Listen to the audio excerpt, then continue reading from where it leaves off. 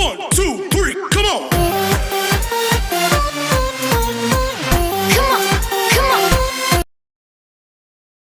E aí, galerinha, tudo bem com vocês? Eu espero que vocês estejam em casa, evitem de estar saindo, lavando sempre as mãos com sabão, quando não for possível passar álcool gel, fazendo sempre a higienização necessária, que tudo vai dar certo.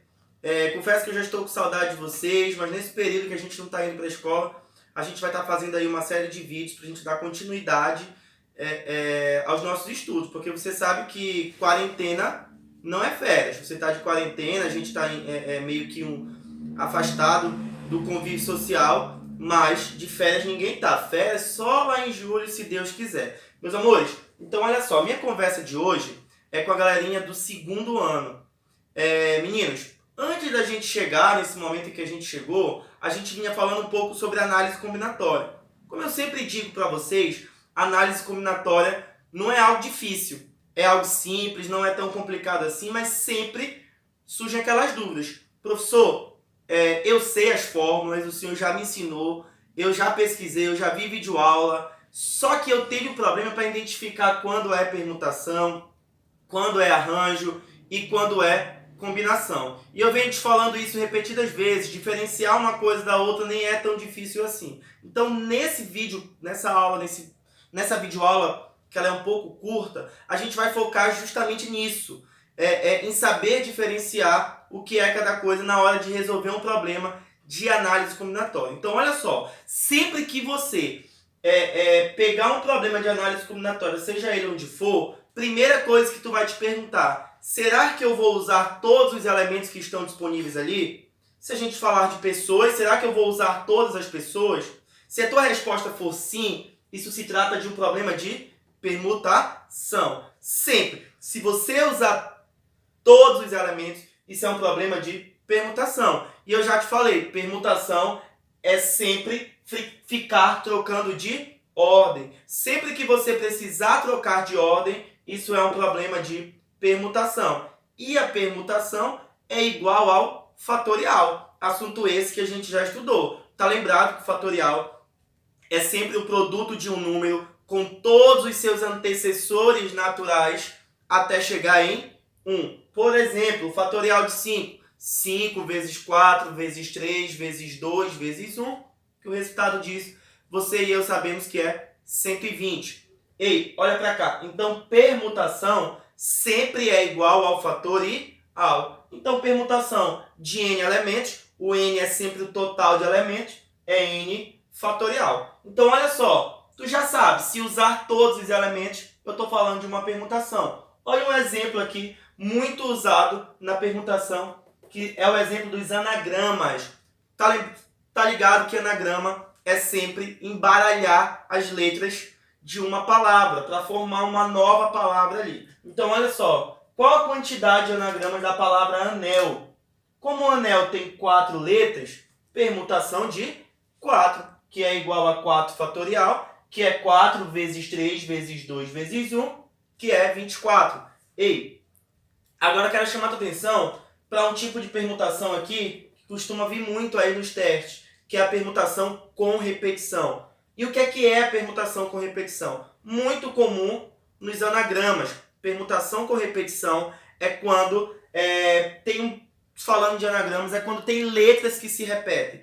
Por exemplo, os anagramas da palavra bebê. Percebe que tem letras que se repetem aí?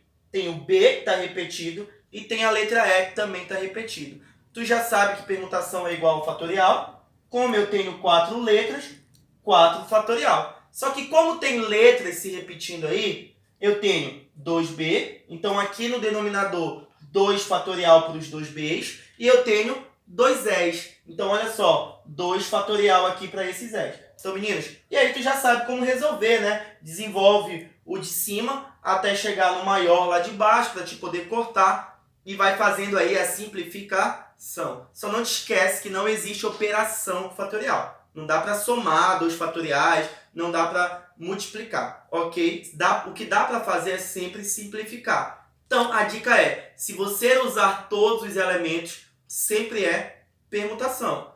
Leu o problema, identificou lá que não vai usar todos os elementos. Se tu não usar todos os elementos, ou é arranjo ou é combinação. E aí, professor, como é que eu vou diferenciar agora? Beleza, se eu uso todos os elementos, permutação. Se eu não uso, arranjo ou combinação. E aí, como que eu diferencio um do outro? O arranjo, a ordem, ela sempre é importante. Se for um problema onde a ordem ela é importante, problema de arranjo. Professor, me dá um exemplo. Deixa eu te falar uma coisa. Digamos que tem 30 alunos numa sala e eu quero escolher 2 para serem o vice e o presidente da turma. Me fala uma coisa. A ordem de escolha, ela é ou não é importante? Claro que é. Por quê? Porque se eu escolher o aluno A, ele vai ser o presidente, e depois eu escolho o B, ele vai ser o vice. Se eu mudar a ordem de escolha, vai mudar os cargos, então obviamente que a ordem ela é importante. Se a ordem ela for importante, arranjo. E como é que calcula arranjo? Já te falei sobre isso também. Arranjo é sempre um fatorial interrompido. Olha só, arranjo de N tomado pela P. Ei, quem é o N? Sempre o total de elementos. O P, a quantidade de elementos que você escolheu. Então, como é que vai ficar? O N sempre indica fatorial de qual número que você vai achar ali. E o P, quantos fatores tem. Por exemplo, arranjo de 8 tomados de 5 em 5. Significa o quê? Que eu tenho 8 elementos no meu conjunto e eu vou escolher apenas 5. Fatorial de quem? Do 8 com quantos fatores? 5. Não significa que você vai desenvolver até chegar no 5.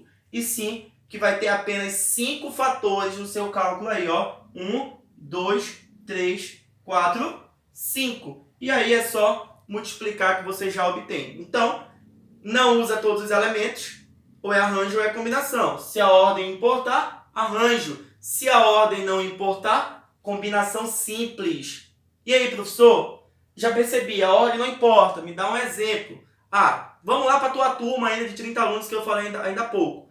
Tem 30 alunos e agora eu vou escolher 2 para me doar. 2 livros iguais, exatamente iguais. 2 alunos para doar e aí 2 livros iguais. Presta atenção, eu vou escolher o aluno A, vou doar o livro para ele. Depois vou escolher o B, vou doar o livro igual para ele também. Se eu mudar essa ordem, escolher primeiro o B, depois o A, vai fazer alguma diferença? Obviamente que não. Então isso daí é porque a ordem ela não importa. Se a ordem não importa, combinação. Como é que fica? Combinação de N tomado pela P também. O N sempre indica o arranjo de quem lá no numerador, ó.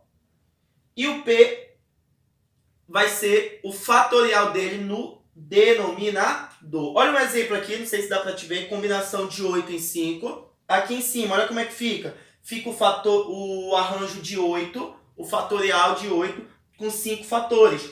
8 vezes 7, vezes 6, vezes 5, vezes 4. E lá embaixo, o fatorial de 5. 5 vezes 4, vezes 3, vezes 2, vezes 1. E aí, para calcular, tu já sabe. Dá para que você puder cortar, você corta.